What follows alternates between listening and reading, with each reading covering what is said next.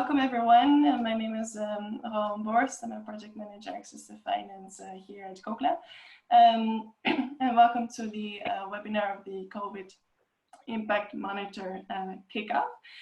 So the PAYGo COVID Impact Monitor is a new initiative that IFC Lightning Global, CGAP and GOGLA started, aiming to provide an understanding on how COVID is impacting pay-as-you-go off-grid solar companies. And at GOGLA, we started quite a few initiatives, a bit with a similar objective. We started as well the more kind of the consumer insights that looks at the impact of COVID on the end consumer, and as well another initiative on more kind of the overall investor landscape. And for us, this is one crucial part of the puzzle, and to really get that overall overview of the initiative. And then before we get started, and Itzotsia will introduce a little bit more why we're doing this initiative and also the objective of the initiative, I wanted to quickly run over some of the housekeeping rules. So as you might have noticed, this is not your typical webinar environment. We decided to do this in more kind of a meeting environment, as we want to make sure that whenever you have questions, you can ask them freely. But we do ask you to stay muted throughout kind of the course of the webinar, and keep your questions for the end, where we will have a moderated discussion and Q&A. If you do have any questions that you would like to ask throughout the presentation, feel free to just ask them in the chat box, and we'll either respond if it's a quick question immediately, or we'll keep them for the end for the Q&A. Then lastly, the session will be recorded and shared afterwards. However, nothing that will identify the participants will be included in the recording that we will share afterwards. You can further notify us for any technical issues, and we'll have a hard stop at 3 p.m. CST, which is in 1 hour from now. We started a little bit later, but I think we'll probably manage to keep it within the hour. What we will be talking about today, so as I mentioned, Itzotsia Negagi, IFC Lightning Global head, will introduce the initiative a bit further, and we'll also talk a little bit around why we're doing this and the objectives. Then Lucia Spergieri from MFR, Implementation Partner, will go through the proposed plans, the data collection process, and next steps. And then we'll finally have a moderated discussion and Q&A moderated by Nikki Kaki from CGAP. So without further ado, I'll pass it over to Itzotsia, and I'll try to follow his voice with the presentation. Yes, so thanks, Ron. And once again, my apologies for dialing in late. I really tried to dial in with the World Bank systems, but I couldn't get into Zoom, so I'm dialing in on the phone. So thanks, everyone. I think we acknowledge that the first thing to acknowledge that there are lots and lots of surveys that are going around at the moment. So I'm sure you're all bombarded in one way or another every other month with the survey that's coming up. And we ask for your indulgence on this. Yeah, so we are mindful of the fact that there's a lot of demand on you and on your time on multiple surveys, but this is slightly different. And this is because I think when COVID started, everybody kind of had this outlook that might be a bit short term or middle term. But I think the realization now is that the lingering effects of COVID will continue for quite a reasonable period to come. And so it's important for us to be able to take a bit of a longer term look in terms of just as an industry getting a constant pulse of how the industry is responding. Again, I think what we have seen is that COVID has impacted countries differently.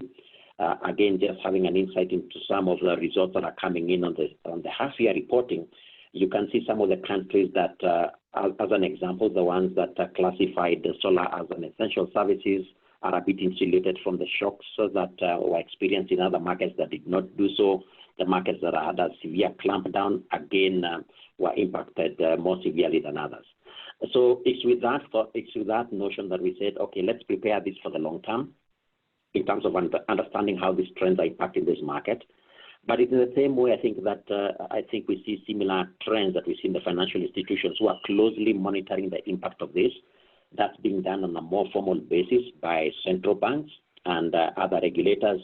But again, within our industry, I think the role that this industry plays, especially PAYGo, in terms of providing energy access across the continent and across globally, has been pretty significant.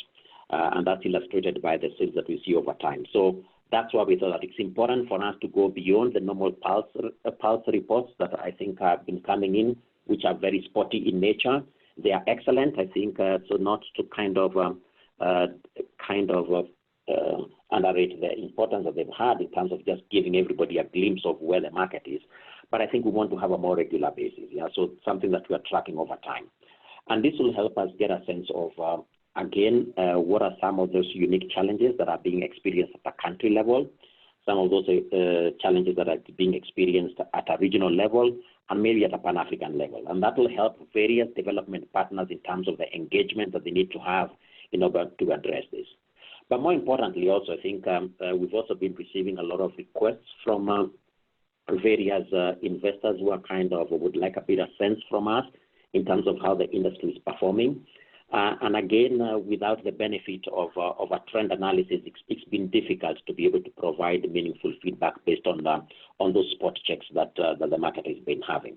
So that's why we thought about coming with a more regular trend analysis over time that I think will ultimately help the industry be able to articulate some of the unique challenges that are having it, but also give anybody else who wants to articulate the issues that they're having or wants to help in be able to have more meaningful data that they can be able to rely on. Again, what we tend to see, especially with trend analysis, we may be talking to a couple of companies who are telling us things are not so bad, but then another report surfaces on the other side that seems to paint a bleaker picture of the market. And again, we want to harmonize all these aspects because, again, companies that maybe have a Pan-African footprint or maybe a bit more structured have weathered this storm a bit better than others. So again, as we do this exercise, we want to have a very segmented approach, just to understand that some companies that have weathered this well because they've had the benefit of having structures that have dealt with the situation well, others have not. And so this will give us a good sense of where we need to deploy our resources in case that we need to help out the industry. So that's a bit about the initiative in terms of what gave rise to it, and I think more importantly in terms of how we want to drive this process. So that's on slide number 6. So looking at slide number 7, which is the objectives, and I've touched on this a bit. Again, it's really to help the industry have a voice that then articulates clearly what the challenges that the industry is facing. And then again, if at all, we are now charting up a recovery path. And again, when I say we, it's not just as IFC or World Bank, as Lightning Global. I'm basically talking about investors, development partners, IFC included, industry association as GOGLA. So as we do with this, we have the benefit of insights. But it's not all about us. I think the most important thing is that there will also be a component of where we feed back this information to you. In terms of you just, again, comparing yourselves to their peers, being able to make sense of what's happening in the market.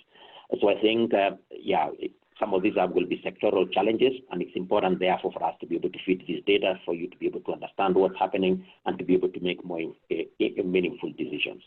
But at the same time, I think there's also an issue of an early warning signal because, again, it's a trend analysis. Somebody's able to plot the path well and be able to take corrective action. So it's not all about us taking the information. I think the most important thing is that we'll be able to share it back with you so that it's information that you can be able to use as management in order to be able to address the situation that looks as if it's going to run more long term. More importantly for us, because again, confidentiality is a big issue for us, is that we are again going to ensure that this data remains anonymous. And again, we understand that in some countries where you have very few players, somebody can almost sit back and try and plot the curve and try to get more insight in terms of reading too much into the numbers. Again, we are cognizant of these factors and will ensure that whatever we put out there is something that stands the test of scrutiny in regards to the anonymity of the data. So let me stop there, Ron, and I think if there are any other inputs that you would like to add, or Kevin or anybody else from CGAP, please do.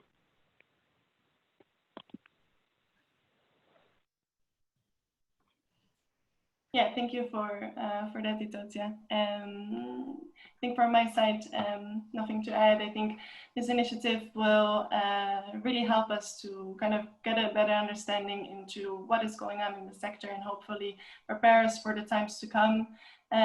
As we really hear kind of these conflicting messages, and we want to make sure that we inform stakeholders properly and to be able to respond properly throughout this crisis. So with that, I give it over to Lucia. Thanks, Rowan. So it is a pleasure to virtually meet all of you. My name is Lucia Spaggiari. I'm Business Development Director at MFR, which is a rating agency specialized in the bottom of the pyramid and inclusive finance. I am here with my colleague Ben, Regional Manager for Africa. And please, Rowan, feel free to show the next slide. And so the MFR team partners with the PAYGo Perform and Impact Monitor group in order to implement this exciting project that will hopefully bring a piece to the puzzle of the COVID-19 response. The organization I work with has a 20-year experience in measuring and calculating ratios of different types of organizations, including PAYGo companies, also thanks to presence in local markets. Please, you can move to the next slide. And the experiences that are probably most relevant for this purpose are, first of all, the engagement with 20,000 plus clients during these years, thanks to the strict confidentiality procedures that we implement as part of our work. As you clearly imagine, it is simply not possible to partner with organizations, do ratings, assessments, certification, information services without ensuring that confidentiality. So this is clearly hardwired in our operations. And recently we had the pleasure to partner with the PAYGo Perform project to implement a data collection pilot, which started this year as a result of some working group discussions to which you may have taken part in the previous years. In parallel, we have partnered with CGAP to implement the CGAP Global MFI Pulse survey. So again, as another example of information infrastructure and pieces that shall support critical decision making in these troubled times. Next, please. So the idea of the impact monitor is to share value and incentives for all. Clearly, by joining the impact monitor, companies will make it possible to understand in a more systematic and panel way what is happening in markets and what dynamics are specific to each market. But it will not only be a public good. Joining companies will also have a privileged access to the information that they contribute to make. This will be mainly in two ways.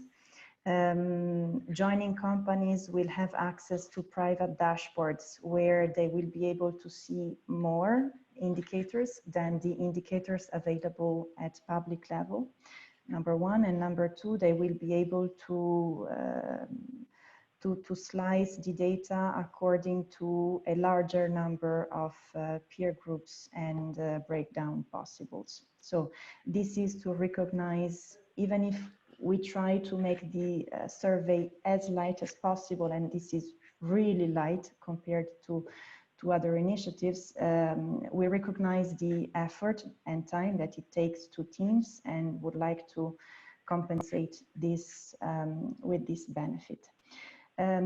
Companies willing to be publicly recognized as one of the company who joined this initiative can request to do so, but this is an option. It is clearly not mandatory. You can remain fully anonymous. Plus, this will enable you to take part in some of the leading discussions, webinars, blogs, and to be an active player and maker of this response. Next, please. So, please, you can proceed. The idea is to run the Impact Monitor project over a period of 7 months, starting from September 2020 until March 2021. During this period, data of the current situation plus some baseline data will be collected on a monthly basis. We will focus on some of the countries where there is some of the highest concentration of PAYGo operations, which is Kenya, Uganda, Tanzania, Nigeria, Senegal, Ivory Coast, and the South Asia aggregate. The idea is to focus on a relatively small number of countries to be able to aim at least 4 companies in each country. And international groups can be counted several times if they have deployments in more than 1 country. Next, please.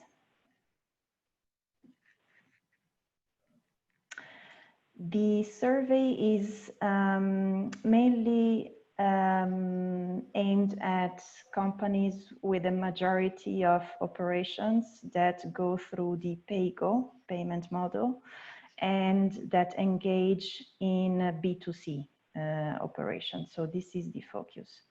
Given the fact that the industry in itself is relatively young and given some observed noise in ratios calculated of operations that are just starting, the idea is to focus on deployments that are at least 2 years old as a general rule. Diversity is welcome in terms of local, international, large, small types of products, and others. Beside companies, we will also have the pleasure to work with the software providers and other aggregators, respecting always the confidentiality conditions. Next, please. So this is these are the 12 only data points that will be asked in the majority of cases with a monthly frequency to companies.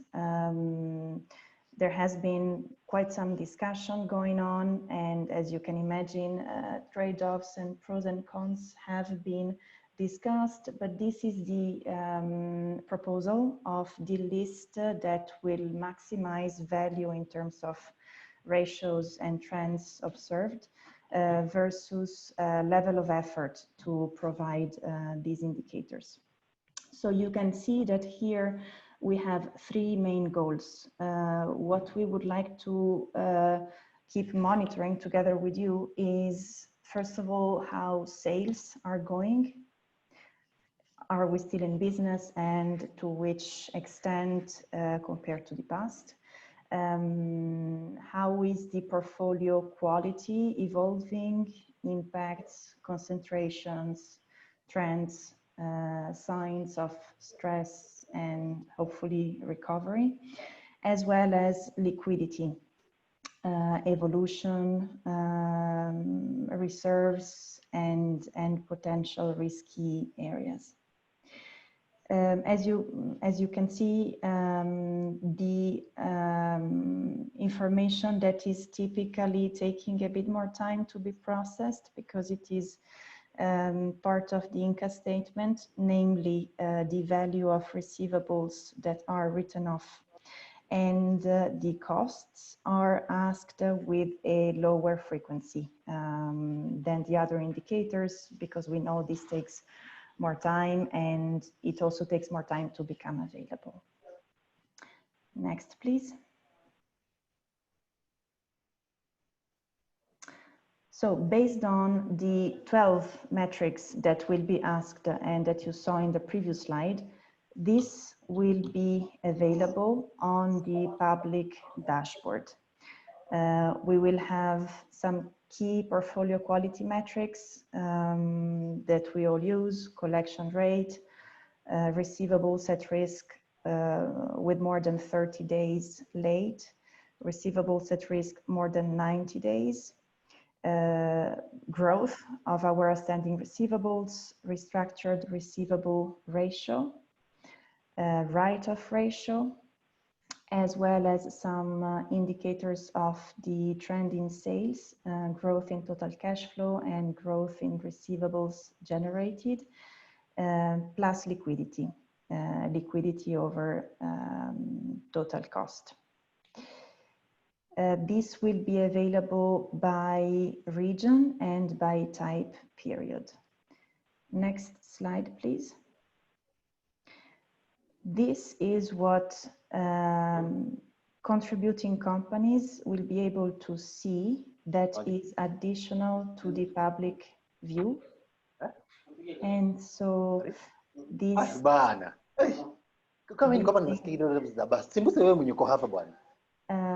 apologies, Hartley, would you mind muting if you do not speak? So this includes another 29 indicators or so, as well as additional breakdowns, including company maturity, size, payment model, and country, always to the extent that data are in a number that is high, sufficiently high to protect anonymity, which is in the majority of cases at least 3 data points. It can be increased in some cases if we see a higher risk of individual companies being recognized. Next, please. Yeah, we can now move to the methodology. So all this will happen through a very simple Excel spreadsheet where the building blocks will be requested at given frequency, mainly monthly, and KPIs will be calculated. So the idea is to focus on the building blocks while the KPIs will be calculated automatically and will be transparently visible to companies as they complete the Excel spreadsheet. These data then are aggregated on a platform called Atlas that is at MFR. This is a secure and private website where we consolidate and make aggregate analysis available in the 2 forms that we mentioned, public and private dashboards.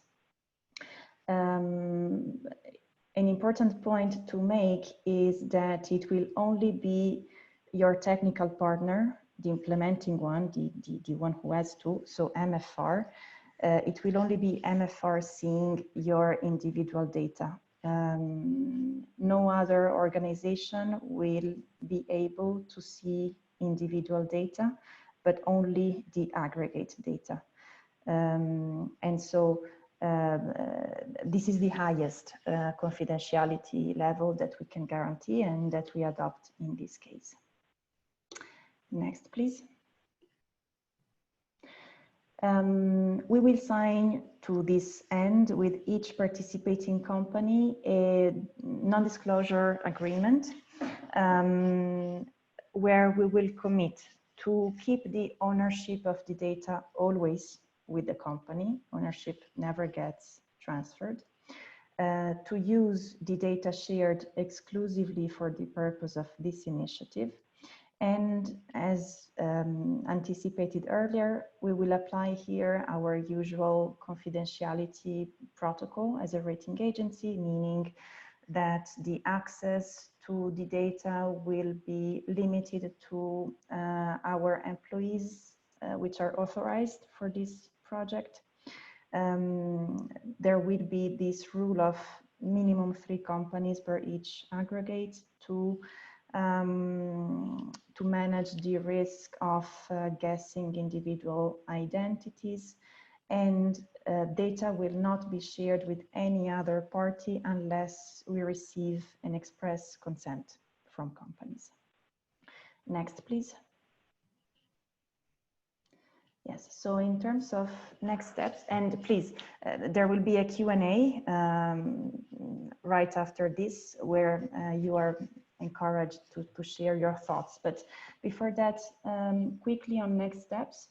After this kickoff webinar, we remain available to clarify any question you may have now or as a one-to-one conversation. And we encourage to manifest your interest in joining before the end of the month through an intake form prepared by GOGLA. This will enable to launch the initiative hopefully next month or maximum in October. To do this, what we will do is we will engage with the contact person for each company, and we will share and advise and clarify any doubt about a data reporting Excel tool that is very simple, where the building blocks are defined and asked at different points in time. Before any data is shared, we will get the non-disclosure agreement signed. And we will be happy to troubleshoot and to support in any possible way, given that, by the way, the industry is also in the process of converging around standards. So we will always be available for consultations and troubleshooting. There will be private dashboards that will be developed in the meanwhile to make insights available to participating companies, as well as the overview public dashboards that will be made available to any industry stakeholder. The frequency of the data report will be monthly for the majority of data points and less than monthly for some of the financial ones.